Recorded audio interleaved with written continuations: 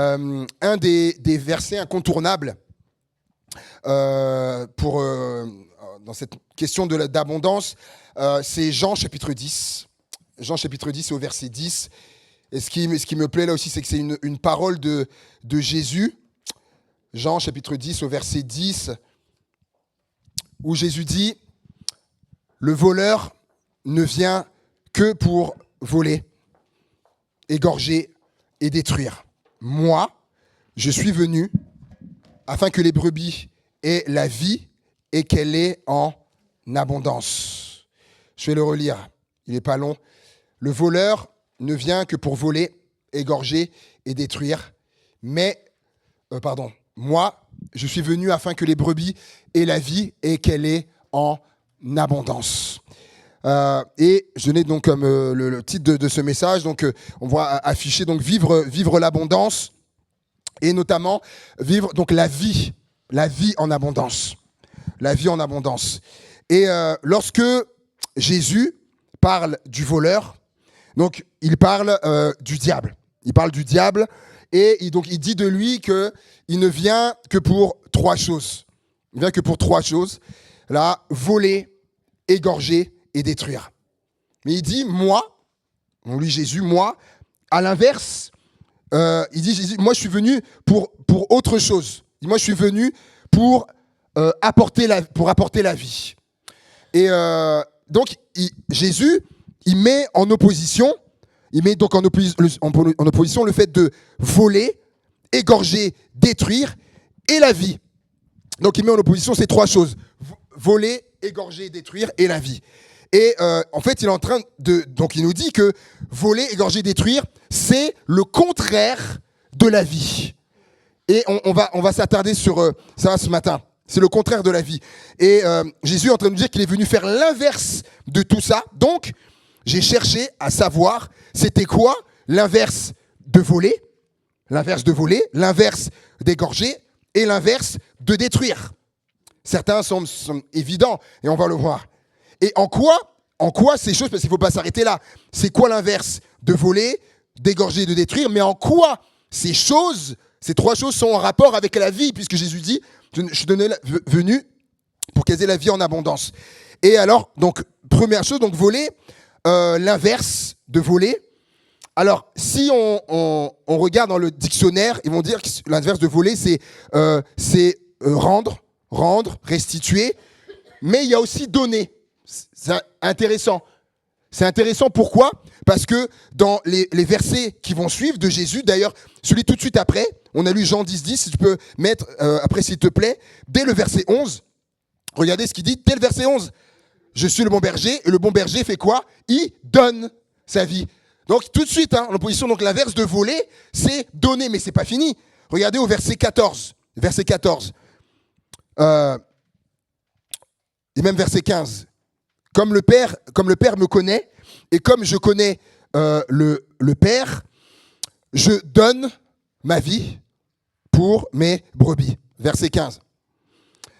Et au verset 17, regardez verset 17. Le Père m'aime parce que quoi, verset 17 ? Parce que je donne, ma vie, alors, afin de la reprendre, personne ne me l'ôte, mais je la donne, il répète encore, mais je la donne de moi-même, j'ai le pouvoir de la donner et j'ai le pouvoir de la reprendre. Amen. Donc, c'est clair, je pense qu'on ne peut pas être plus clair, l'inverse de voler, c'est donner. Et selon Jésus, sa compréhension, c'est donner. Et maintenant qu'on a posé cette vérité, on va s'attarder sur ce que Jésus donne pour qu'on ait une vie en abondance. Donc, il a dit plusieurs fois, il est venu donner sa vie. Confirmé par donc Marc 10, 45. Marc chapitre 10, verset 45. « Car le Fils de l'homme n'est pas venu pour être servi, mais pour servir et donner sa vie en rançon pour plusieurs, ou pour beaucoup. » Il le répète encore, mais il est venu pour donner. Et y a-t-il autre chose que Jésus donne pour qu'on ait la vie en abondance ? J'ai réfléchi à ça. Et je me suis dit, quand on nous vole quelque chose, il y a quelque chose qui nous est, comment dire ça ? en même temps, qui nous est enlevé lorsqu'on nous vole quelque chose. Ce qui nous est enlevé, c'est une partie de la paix. De la paix, je m'explique. Lorsque, par exemple, imaginons que on vous vole votre carte bleue. On vole votre carte bleue. Eh oui, et là, d'un coup, vous savez, là, déjà, là, le sursaut d'angoisse qui est là, ma carte bleue, pourtant je l'avais, et vous réalisez qu'on vous l'a volée. Il y a quelque chose qui vous est volé aussi là, une part de la paix. On n'est plus en paix, on a ça constamment dans la tête. Ma carte bleue, oui ou non? Oui, parce que aujourd'hui on sait maintenant avec cette superbe avancée, je sais pas si vous dire numérique ou technologie, je sais pas, du paiement sans contact. Eh oui, on se dit punaise. Aujourd'hui la personne qui a volé une carte, elle peut aller, paf. Avant il fallait le code tout de suite, mais là maintenant. Et là, il y a une partie de notre paix qui est volée. Ou imaginez, ou vos papiers, votre carte bleue, peu importe, ou votre voiture, vous êtes allé faire les courses, ou peu importe. Vous sortez je sais pas, du docteur, j'en sais rien, vous arrivez, là où il y avait votre voiture, il n'y a plus la voiture volée. J'ai jamais, jusqu'à aujourd'hui, je peux être surpris encore, mais j'ai jamais vu quelqu'un qui arrive, on a volé sa voiture. Oh, super, oh là là, génial, on m'a volé ma voiture. Vous voyez, on nous vole quelque chose aussi là. La paix, on n'est plus, punaise, on est plus en paix. Et c'est pour ça que Jésus dira dans Jean 14, 27, on va lire ensemble. Jean 14, 27, je vous laisse la paix, je vous donne ma paix. Je vous donne. Et je ne vous donne pas comme le monde donne, que votre cœur ne se trouble point et ne s'alarme point. Donc, le diable, lorsqu'il vole, Jésus dit, il vient, il vole. Et donc, ce qu'il vole notamment, il vole la paix des gens. Mais Jésus, lui, il vient donner la paix. Et je vous laisse ma paix, je vous donne ma paix, pas comme le monde donne. C'est-à-dire, le monde, en fait, la paix qu'il y a dans le monde, il peut y avoir un semblant de paix. En fait, une paix que le monde donne, mais c'est une paix, vous allez voir, c'est une paix qui est passagère. C'est une paix qui est passagère, qui est fragile et qui est incertaine. L'histoire nous l'a montré. En ce moment, là, le fort de l'actualité, c'est une certaine guerre, n'est-ce pas, qu'il y a dans un certain golfe là-bas. Et l'histoire nous l'a montré, l'histoire des guerres nous l'a montré. Première guerre mondiale, lorsque ça s'est terminé, il y a eu un traité. Ça s'appelle il y a eu un traité de paix. Et oui, que une partie de l'Allemagne a signé, etc. Mais ça n'a pas empêché, ça n'a pas empêché la Seconde Guerre mondiale. Mais pourtant, il y avait eu un traité de paix. Et les traités de paix, ce n'est pas une garantie que la paix sera respectée pour toujours. Et c'est même, parce que moi j'aime beaucoup l'histoire. Ça m'intéresse et j'ai été regarder et les historiens ils expliquent même que justement le fait de la Seconde Guerre mondiale, une partie des raisons, c'était la vengeance. C'était la vengeance parce qu'ils n'avaient jamais digéré cette défaite, cette humiliation qu'il y avait eu. Et donc, il peut y avoir une signature, un accord de paix, tout ce que vous voulez, mais si dans le cœur, il y a cette pensée, le jour où on en aura l'occasion, où on aura l'occasion de redéclencher une guerre. La paix de ce monde, Jésus le donne. Je donne ma paix, mais pas comme ce monde donne. C'est passager, ça peut ne pas durer, c'est incertain. C'est pour ça que Jésus il dit, moi, ma paix à moi, Jésus il dit, elle est autre que cette paix-là. Jésus, lui, la paix qu'il donne, elle est sûre, elle est fiable, elle est durable. Et l'exemple de paix que Jésus donne, je trouve un formidable exemple, c'est dans Jean chapitre 20. Jean chapitre 20, à partir du verset 19. Jean chapitre 20, verset 19 à 21. Le soir de ce jour, qui était le premier de la semaine, les portes du lieu où se trouvaient les disciples étaient fermées à cause de la crainte ou de la peur qu'ils avaient des Juifs. Jésus vint, se présenta au milieu d'eux et leur dit, donc c'est Jésus ressuscité, et leur dit, la paix soit avec vous. Et quand il lui dit cela, il leur montra ses mains et son côté. Et les disciples furent dans la joie. Wouh! Et oui, quand Jésus est là, La joie, c'est un geste. Ils furent dans la joie en voyant le Seigneur. Jésus leur dit de nouveau, la paix soit avec vous. Comme le Père m'a envoyé, moi aussi je vous envoie. Amen. Donc ce moment fait suite après la crucifixion de Jésus. Les disciples étaient, on l'a lu, les portes du lieu étaient, les disciples étaient fermés. En fait, ils s'étaient barricadés. Une fois que Jésus avait été mis au tombeau, les disciples se sont enfermés dans une maison, barricadés dans la maison, et ils ne sortaient plus. On l'a lu, la raison, par peur des représailles. Ils avaient peur, crainte des Juifs. Et ce qui est intéressant, et d'ailleurs ils avaient peut-être peur qu'on leur fasse ce qu'on a fait à Jésus. Comme étant, s'ils étaient reconnus comme les disciples de Jésus, c'était peut-être ça, cette peur qu'on leur fasse, comme qu'on leur fasse subir ce qu'on a fait subir à Jésus. Et c'est intéressant, quand Jésus entre dans la maison, il leur apparaît, et les premiers mots de Jésus, c'est « La paix soit avec vous ». Premier mot, la paix. Oh. Ces premiers mots auraient pu être je suis tellement content parce que là Jésus est ressuscité, donc après les 3 jours, je suis tellement content de vous retrouver après ce qui m'est arrivé, etc. Dernièrement ma mort, ma mise au tombeau, etc. Non. Les premiers mots de Jésus, c'est pas ça. Les premiers mots, Jésus, lorsqu'il entre dans cette maison, c'est la paix soit avec vous. Et certains pourraient dire, et d'ailleurs, on va le voir, c'est pas le hasard. Certains pourraient dire, oui, mais il y a une formulation. Il y a une formulation comme ça en Israël, et qui font toujours aujourd'hui une formulation, comment dirais-je, de salutation, voilà, shalom.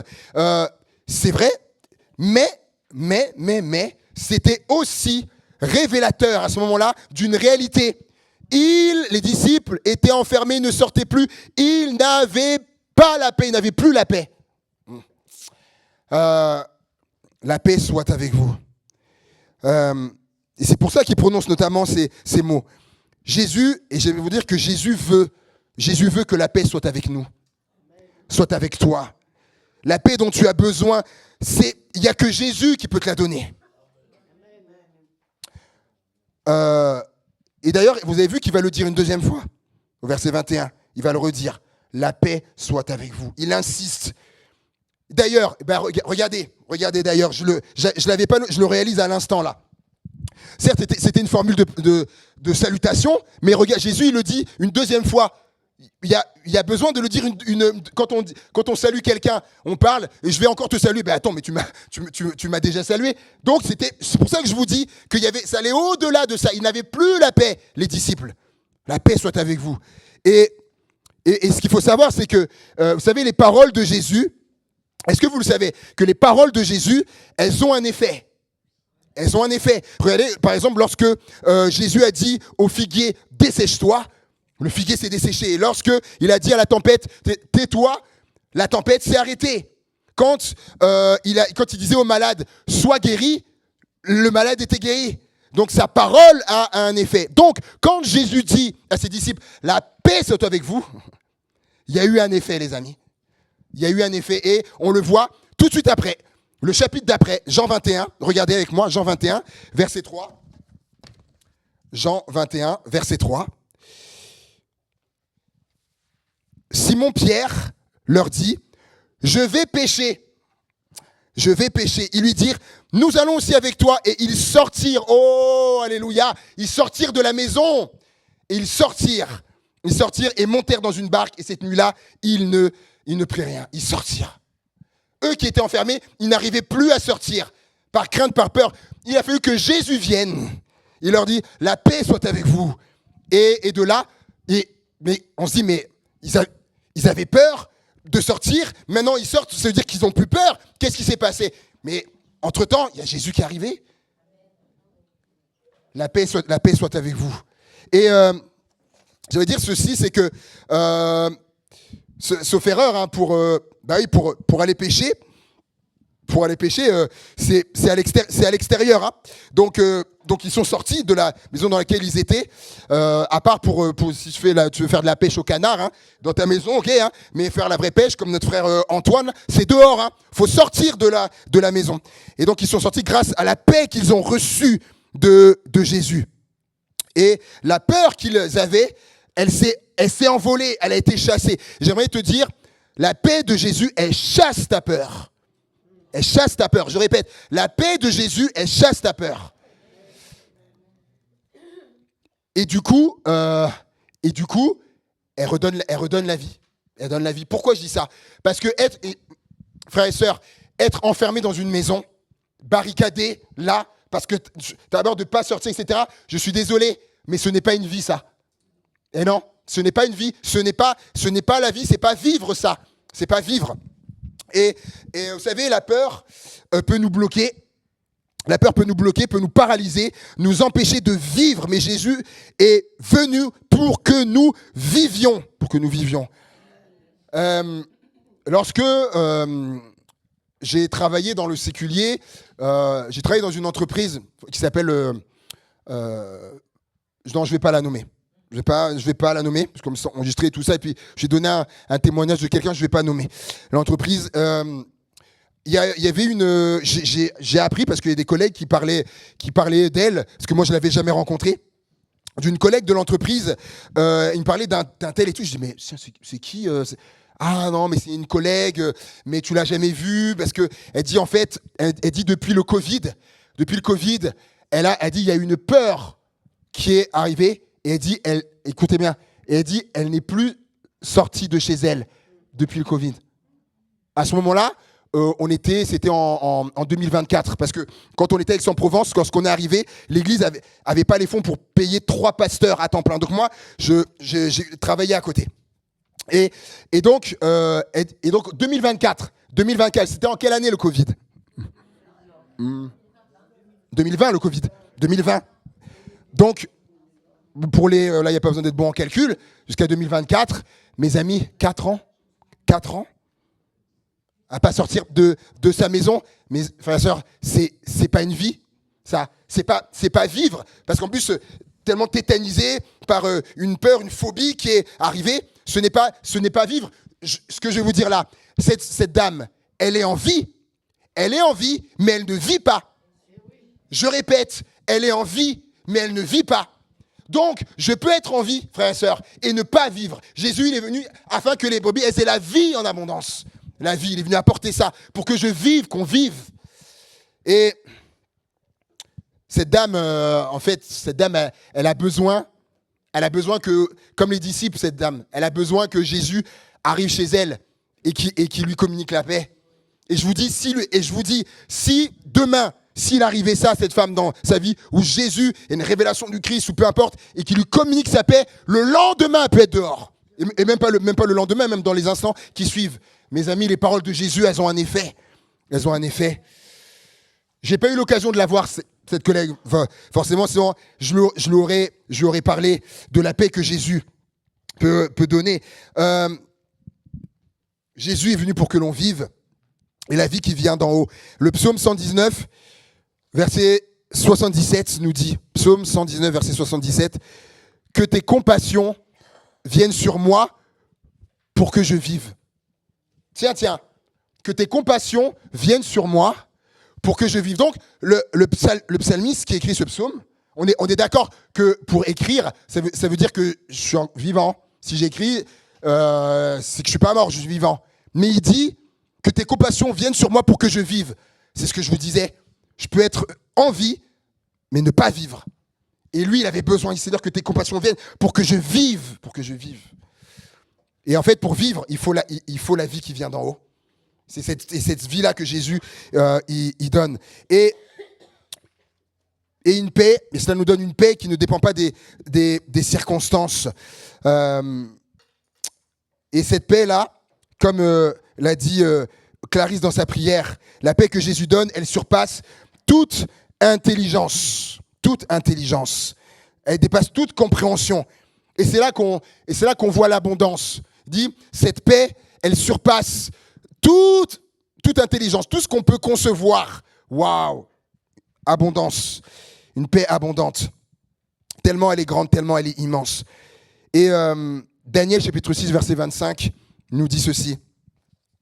Daniel, chapitre 6, verset 25, nous dit que la paix vous soit donnée en abondance. C'est tout en bas. Que la paix vous soit donnée avec abondance. Avec abondance. Il y a quelqu'un qui, ce matin, qui a besoin de ça, de la paix avec abondance. Et vous savez, c'est qui dit ça? Parce que quand on lit ça, on pourrait se dire que la paix vous soit donnée, que ce soit un des personnages connus. C'est ouais, le roi Darius. Le roi Darius, celui qui avait fait mettre Daniel jeté dans la fosse aux lions. Et quand il a vu que le miracle, que les lions n'ont rien fait à Daniel, qu'il est resté vivant, rien intact, rien du tout, il s'est dit, non, le Dieu de Daniel, c'est le Dieu vivant. Vous pourrez lire Daniel 6, vous allez voir, ce qu'il proclame sur Dieu, c'est extraordinaire. Et il va terminer en disant aussi que la paix vous soit donnée avec abondance. Il avait réalisé que le Dieu de Daniel, c'est lui qui donne la paix avec abondance. Daniel, il était en paix, il était, s'il vous plaît, il était au milieu des lions, s'il vous plaît, au milieu des lions, en paix. Tranquille, Daniel. C'est intéressant. J'aimerais, ça sera un message pas comme les autres, j'aimerais prier. J'ai pas terminé, mais j'aimerais prier. Vous allez voir, le message aujourd'hui, c'est un peu différent. C'est peut-être mon côté artiste, peut-être. Et j'aimerais prier. Est-ce qu'on peut fermer les yeux? J'aimerais prier pour la paix. J'aimerais prier pour la paix, pour quelqu'un ou plusieurs personnes qui auraient besoin de connaître la paix. La paix que Jésus donne pour vivre. Et si c'est ton cas, sois libre, soit de te lever à ta place ou de lever ta main. On a les yeux fermés. Si tu as besoin de cette paix-là, je t'invite soit à te lever à ta place ou à lever ta main. Et je vais prier. Je vais prier pour toi. Alléluia. Si tu as besoin de ça, alléluia, amen, amen. Alléluia, Jésus. C'est-à-dire, tu vois, alléluia, c'est bien nommé, Seigneur. Alléluia. Seigneur, je te prie, Seigneur, pour, ces personnes qui ont levé leurs mains, qui se sont levées, c'est-à-dire qui ont besoin de ta paix, Seigneur. Moi, je ne peux rien communiquer, Seigneur mon Dieu. Je peux juste délivrer ta parole. Et c'est toi qui communique, qui insuffle, Seigneur, cette paix, comme tu l'as fait pour les disciples qui étaient barricadés, qui avaient peur. Seigneur, je te prie, fais la même chose, Seigneur, mon Dieu, ce matin. Ces personnes ce matin qui ont besoin de ta paix, Seigneur. Donne-leur ta paix. Comme tu dis, je vous donne ma paix. C'est une promesse. Donne-leur ta paix, s'il te plaît, Seigneur, ce matin. Et que dans même les heures qui suivent, pas forcément les jours, tu peux le faire, mais même dans les heures qui suivent déjà, il peut y avoir déjà quelque chose qui s'est passé. Et même là, et même instantanément, tu peux le faire. Tu es le Dieu Tout-Puissant. Je ne veux pas te limiter, Seigneur. Tu fais comme tu veux. Mais je te demande juste, Seigneur, donne-leur ta paix, Seigneur. En ces instants, donne-leur ta paix. Remplis-les, qu'ils débordent, que ça déborde de leur âme, de leur être, que cette paix, elle déborde au nom de Jésus-Christ. Amen, amen, amen et amen. Amen, alléluia. Recevez la paix de Jésus ce matin. Recevez sa paix. Alléluia. Et je continue. On a vu l'inverse de voler. Donc Jésus donne. Et l'inverse d'égorger,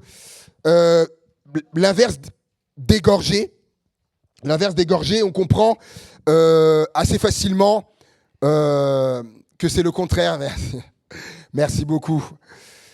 Merci qui avez compassion de moi. On comprend aisément que l'inverse d'égorger, Jésus a dit, et le diable il vient pour voler, égorger, détruire. Que l'inverse d'égorger, on comprend que c'est le contraire de la vie. C'est le contraire de la vie. Donc on parle quand même, là, lorsqu'on fait ça à la gorge, on parle quand même d'une blessure qui est extrêmement grave, et même le mot est faible. Et donc l'inverse de cette blessure qui est extrêmement grave, l'inverse, c'est guérir.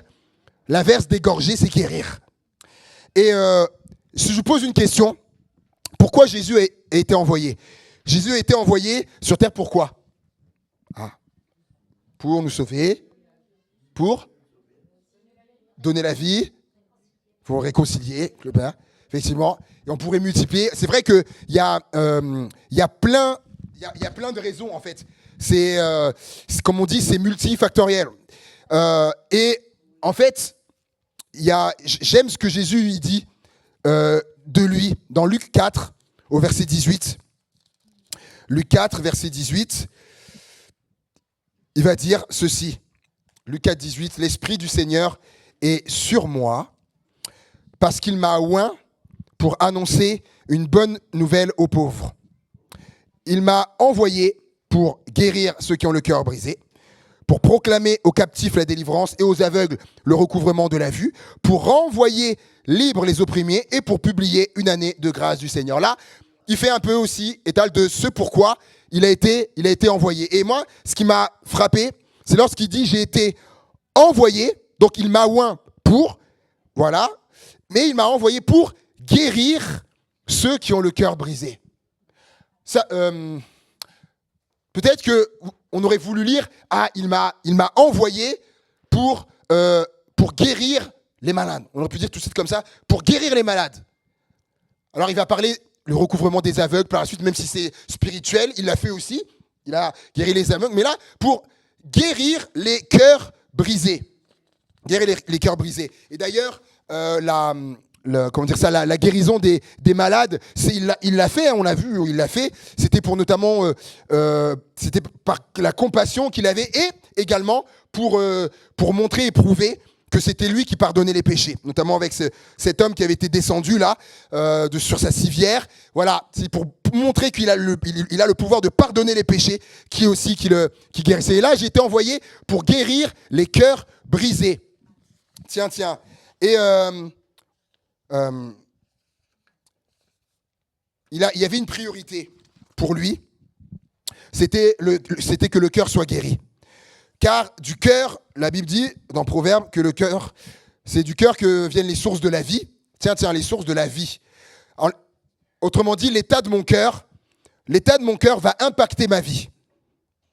Et l'urgence, c'est pour ça qu'une des urgences, c'est que mon cœur soit guéri. Si mon cœur est blessé, il faut que mon cœur soit guéri. Sinon, ça va impacter ma vie. Et Jésus a été envoyé pour ça. Il dit, j'ai été envoyé pour guérir les cœurs brisés. Et vous savez, je pensais à ça, un blessé de guerre, pour qu'il vive vraiment. Un blessé de guerre, lorsque on le ramène du champ de bataille et qu'il est blessé, on est d'accord qu'il ne va pas pouvoir revivre normalement tout de suite. C'est les blessés de guerre. Il faut qu'il guérisse. Il faut qu'il guérisse, c'est intéressant. Il faut qu'il guérisse. Il faut qu'il y ait ce temps-là où il soit soigné.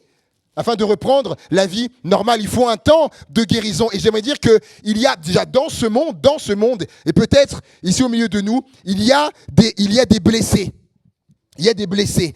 Et je dirais, des fois, en bientôt 15 ans, de pastorat, en septembre, ça fera 15 ans, j'en ai vu des histoires de vie, et oui, je peux dire qu'il y a des blessés de vie. Et des histoires de...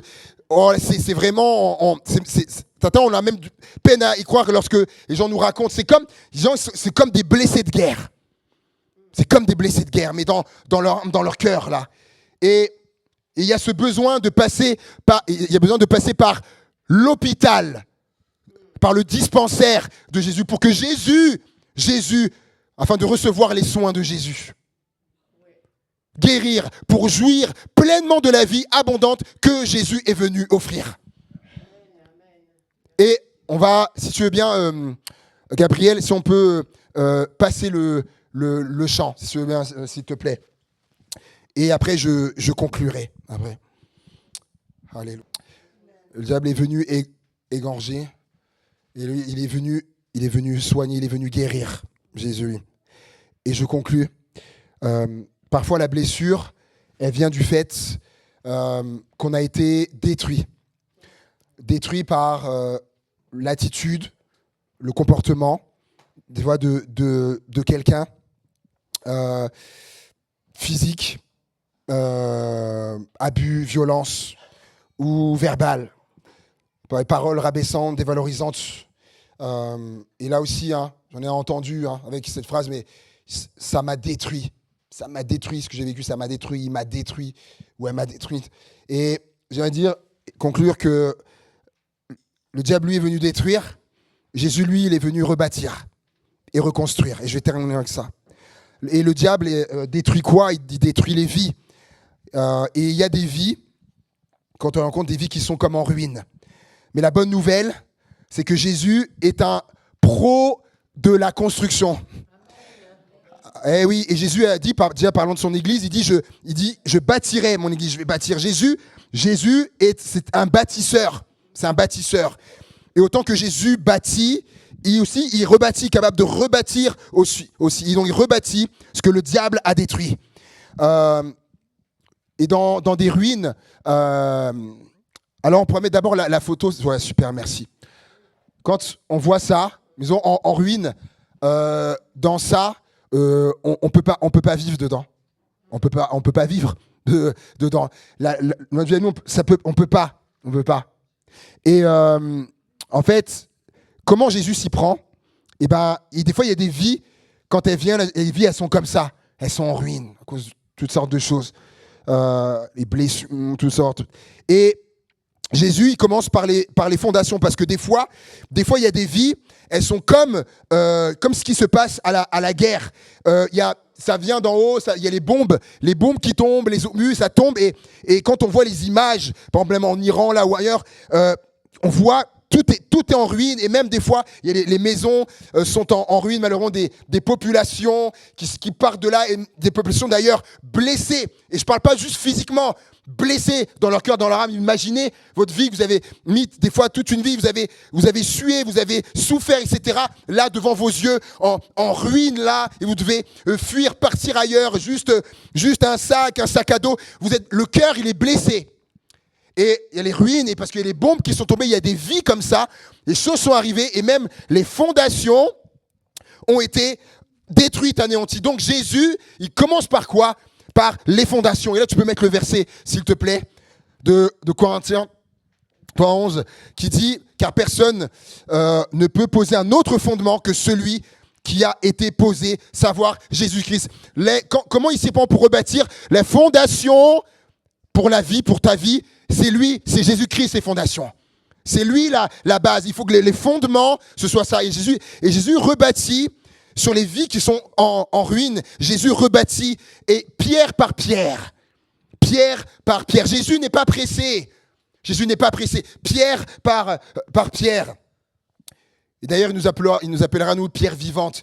Et il prend le temps qu'il faut. Parce que Jésus ne bâcle pas son travail. Et je pense que je peux dire avec assurance que Jésus, il était charpentier. Que Jésus, ça devait être un excellent charpentier. Soigneux, travail de qualité, appliqué. Je pense qu'il devait avoir du travail, Jésus. On fait le bouche à oreille, etc. Les charpentiers, travail soigné, pas bâclé, pierre par pierre. Jésus fait ce qu'il faut pour nous rebâtir. Pour rebâtir. Et ensuite, tu pourras mettre l'autre photo, s'il te plaît. Et regardez ce que Jésus fait avec les vies, mes amis. De ruines qui sont Jésus, il fait ça. Lorsque Jésus rebâtit une vie. C'était en ruine, dans une ruine, on ne peut pas vivre, il n'y a pas la vie, mais dans ça, tu peux vivre. Je suis venu afin que les brebis aient la vie en abondance. Rebâtir ce que le diable a détruit. C'est ça pour qu'il y ait la vie. Jérémie 30, verset 18. Moi, je vais restaurer les habitations de Jacob. J'aurai pitié de toutes ses demeures. La ville sera rebâtie sur des décombres. Le palais sera restauré sur son emplacement. C'est ce que Jésus fait. Il rebâtit sur des décombres des vies. Ta vie peut être comme des décombres. Tu confies ta vie, Jésus va tout rebâtir. Et ce sera du solide. Ce sera du solide. Alléluia. Parce que ce sera lui comme fondation et ce sera beau. Ce sera beau, bien sûr. Mais au-delà de ça, ce sera habitable pour qu'il y ait la vie. Pour qu'il y ait la vie. Voilà ce que je voulais vous apporter. Afin qu'elle ait la vie en abondance. La paix. Retrouver la paix. Qu'elle soit guérie. Et que ça soit rebâti. Alléluia. À la gloire de Jésus. Amen. On prie le Seigneur. Alléluia. Seigneur Dieu. Merci pour ce temps, Seigneur, que tu nous as permis de passer ensemble, Seigneur mon Dieu. Merci pour ta parole, Seigneur. Qu'elle puisse s'imprimer dans nos cœurs et avoir son effet dans nos cœurs, Seigneur. Tu connais nos vies mieux que personne. Tu connais les situations, tu connais les blessures, tu connais tout, Seigneur, et tu vas faire le travail qu'il faut pour la personne qui avait besoin de paix. On a prié, tu as donné la paix. À celui ou celle qui a besoin d'être guéri dans son cœur à cause de tout un tas de choses vécues, eh bien, tu vas le faire. Tu te dis, j'ai été envoyé pour ça. Tu vas guérir le cœur. Et pour celui ou celle qui voit sa vie comme en décombre, comme des ruines, toi, Seigneur, ça te fait pas peur.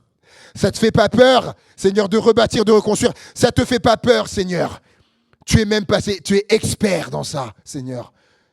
Oh, tout ce que tu fais, c'est tellement magnifique ce que tu rebâtis. Jésus, les vies. Wow. Et je te prie, Seigneur, encore de le faire pour quelqu'un qui a besoin ce matin. À toi soit toute la gloire, Père. Au nom de Jésus, Amen. Amen. Que le nom du Seigneur soit glorifié. Alléluia. Alléluia. Jésus dit, le diable est venu, lui, pour voler, égorger, détruire. Mais moi, je suis venu afin que mes brebis aient la vie et la vie en abondance. Amen.